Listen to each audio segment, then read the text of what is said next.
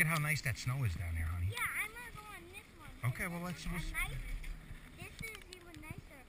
Well, After we'll go on this thing left to there's, go you know what over it is? that This way. is a nice spot over here because there's a couple of different easy trails, so we get a little variety.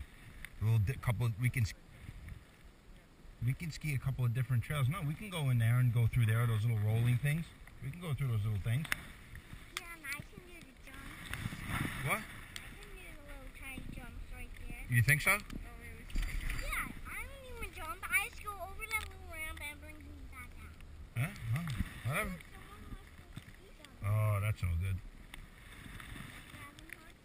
there. You psyched to be out for second day? How's it going to be? What are we doing today? Geysers! Tomorrow, too? What do you think, my last name's Rockefeller? Geysers. What's a geyser? What is that?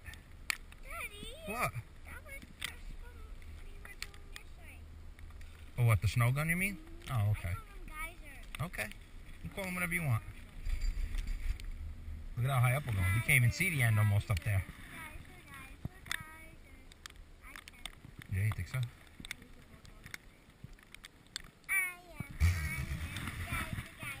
Who's the second most awesome? Me?